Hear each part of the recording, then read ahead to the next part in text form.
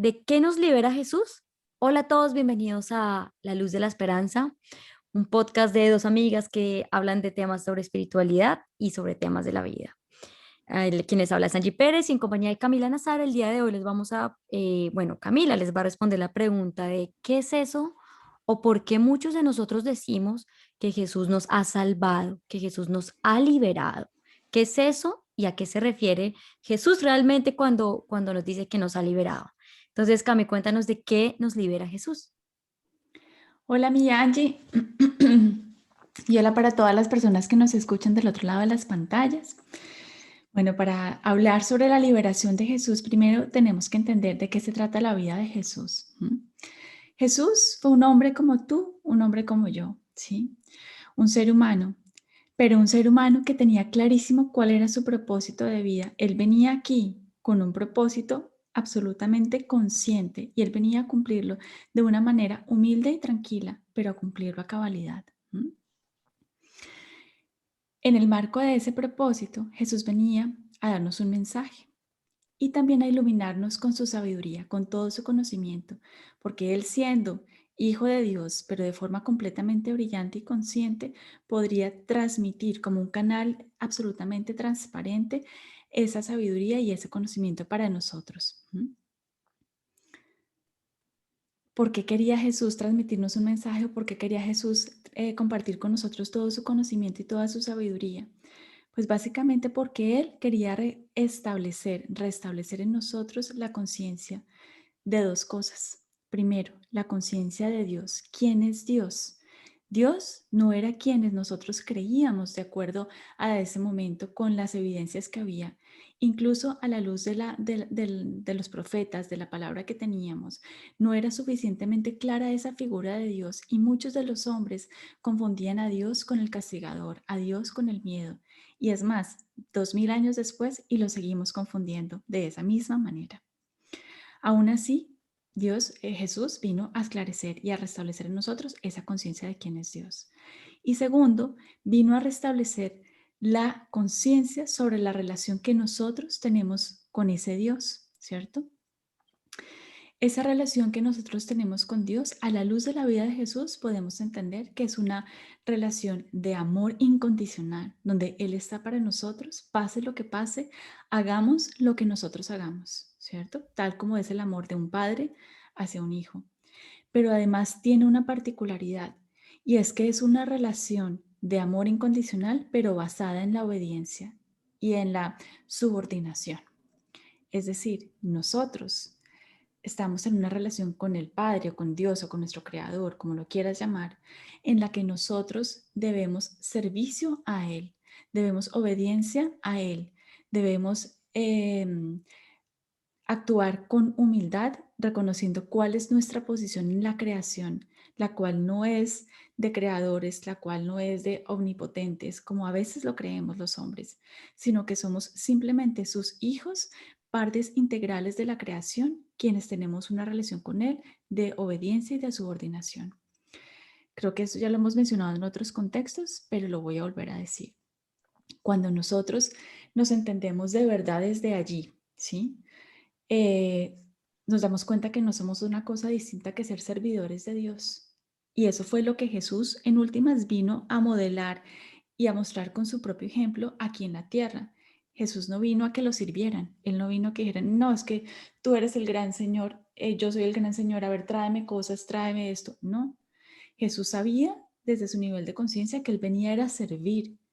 Él vino a sanar, Él vino a curar, Él vino a entregar conocimiento, Él vino a enseñar, ¿cierto? Él vino a trabajar. Él no vino a vivir en opulencias, no vino a vivir en grandes riquezas, vino a vivir de una manera muy sencilla y dando todo lo que Él tenía hacia los demás. Ese es el servicio de Jesús, ¿sí? Desde esta relación de subordinación, sería súper bonito que nosotros los seres humanos entendiéramos y nos reconociéramos como sirvientes de Dios, ¿sí? Entonces, alguna vez cuando te dije esto, tú me abriste los ojos, sirvientes de Dios, eso suena muy feo, me dijiste, ¿te acuerdas? Sí, sí, sí. Es que eso es una de subordinación, como usted allá abajo y yo acá arriba y usted me hace caso.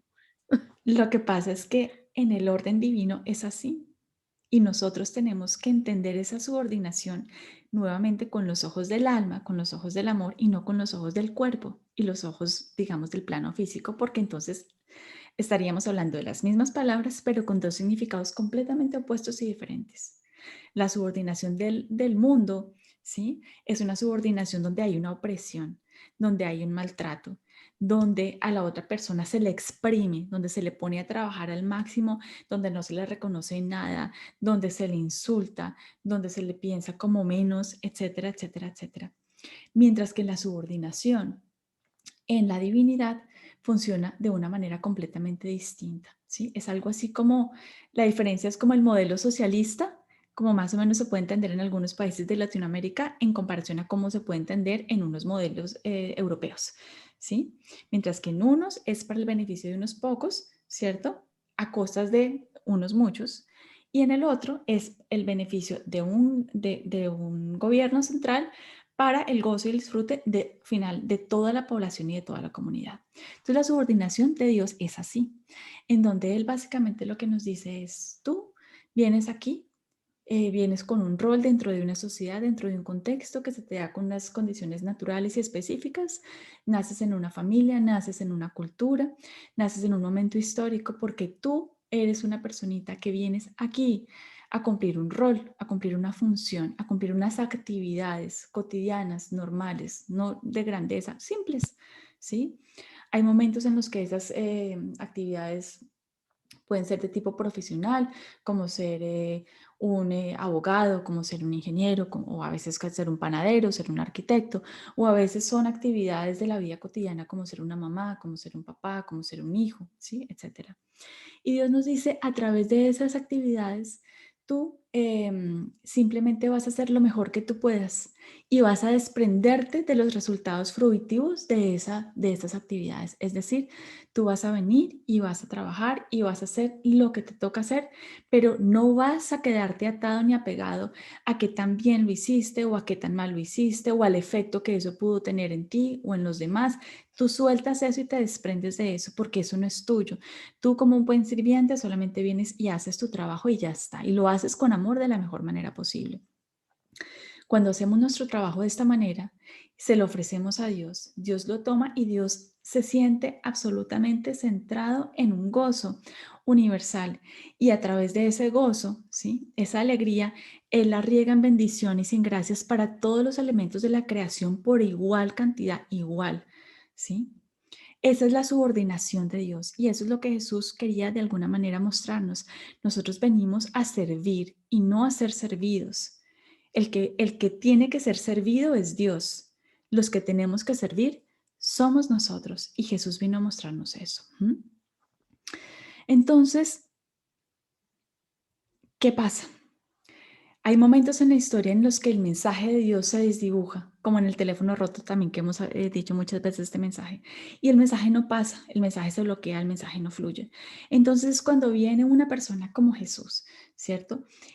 O vienen grandes profetas a la tierra, como también lo hemos hablado antes, como Mahoma o como Buda, etcétera. Pero estamos hablando en este momento de Jesús. Viene Jesús a la tierra y él con su ejemplo, de la manera más humana posible, con las limitaciones que también tenemos nosotros desde el plano físico, nos muestra que sí es posible crear entonces una distinción entre esa mirada del servicio desde los ojos del mundo a esa mirada del servicio con los ojos del alma.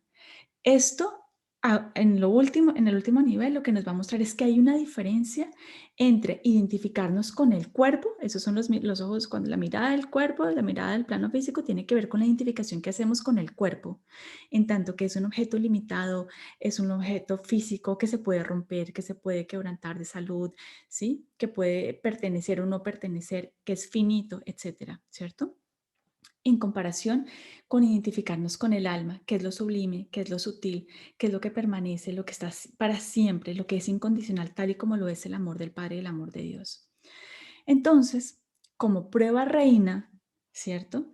De ese mensaje, de esa sabiduría y de ese restablecimiento de la conciencia que Jesús nos trae sobre quién es Dios y sobre quiénes somos nosotros en nuestra vocación de servicio hacia Él, es que Dios, Hijo Jesús, permite que la palabra de Dios Padre ocurra en Él tal y como tiene que ocurrir. Y Él se deja agredir, se deja coronar con espinas, se deja latigar, se deja blasfemar, se deja golpear, ¿cierto? Por el resto de los hombres y no pone una sola resistencia. Yo creo que tú, al igual que yo, nos hemos preguntado muchas veces, pero ¿por qué Dios? ¿Por qué Jesús, siendo el mismo Dios en la tierra, permitió semejante agresión para contra sí mismo? ¿Por qué no hizo nada? ¿Por qué no emprendió ninguna defensa cuando él tenía toda la capacidad para hacerlo? Y la respuesta tiene que ver con lo que les vengo hablando sobre la identificación del cuerpo o del alma, porque ese era el mensaje precisamente de Jesús para nosotros, venir a mostrarnos que Él no es un cuerpo, que nosotros no somos un cuerpo, que nosotros somos mucho más que eso y que eso que somos, que es lo que nos conecta con nuestra espiritualidad, que es lo que nos conecta con el amor, con lo trascendental, ¿cierto? Con ese servicio a ese amo perfecto y amado que es Dios. Es algo que no se puede romper, eso es algo que a pesar de que el cuerpo se lastime, al alma no se le toca ni siquiera, mejor dicho, en el grado más mínimo porque es incorruptible, porque es intocable, porque es invulnerable, porque es innaciente, porque está completa y perfecta desde antes, ahora y por siempre. Y ese es el mensaje de Dios. Cuando a Él lo crucifican, ¿cierto? Crucifican su cuerpo. Y a hoy, 2000 años después, muchos de nosotros seguimos pensando que el mensaje que vino a dar Jesús al mundo es el de la crucifixión. Este mensaje es un mensaje de dolor del cuerpo físico. Ese no es probablemente el mensaje real. El mensaje que Dios vino a darnos es el mensaje de la libertad profunda, que es la pregunta inicial que me haces tú. Y esa libertad ocurre cuando dejamos de identificarnos con el cuerpo y cuando nos identificamos es con el alma. Esa es la verdadera libertad de Cristo, la tuya y la mía, la de todos los seres humanos en este planeta, ¿sí?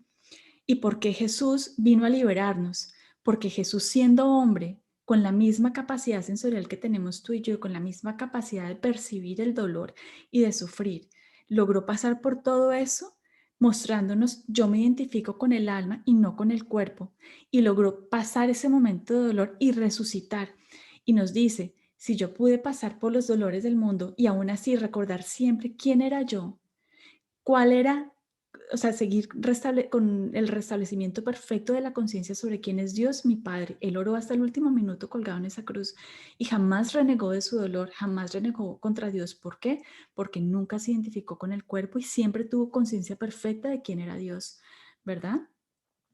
Y a la final siempre mantuvo el restablecimiento perfecto y completo de su relación de subordinación a su Padre. Señor, hágase en mí, ¿sí? Según tu palabra. Lo dijo la Virgen María y lo dijo él también de diferentes maneras, ¿sí? Aparta de mí este cáliz, pero no se haga mi voluntad, sino se haga la tuya, le decía él a su padre, en los momentos en los que sudaba gotas espesas de sangre, porque sabía que en pocas horas venían los soldados romanos a iniciar su tortura que llevaría al deceso de su cuerpo físico, ¿verdad? Entonces, ¿qué es la liberación de Dios? De Jesús, en resumen, es venir a este mundo a mostrarnos que es posible transitar a través del cuerpo físico, atravesando los dolores y los padecimientos que son propios de este mundo que es temporal, ¿cierto? Sin olvidar quién es Dios y quién soy yo, para poder deshacerme de esto que es finito, que se acaba, que es el cuerpo, y poderme unir nuevamente en el cielo con mi Padre. ¿Mm? Esa es la liberación de Jesús. Wow, Camila, me parece que quedó clarísimo, clarísimo, clarísimo. Espero que para ustedes también haya quedado muy claro. Eh, Me dejaste sin palabras. Solo te quiero hacer una pregunta, me dices que Jesús nos viene a recordar qué es la libertad y quisiera preguntarte entonces, ¿qué es esa libertad? Esa libertad es el identificarme con lo único que puede ser libre, con lo único que no tiene ataduras, con lo único que no está condicionado, y es el alma, es el espíritu. ¿Mm?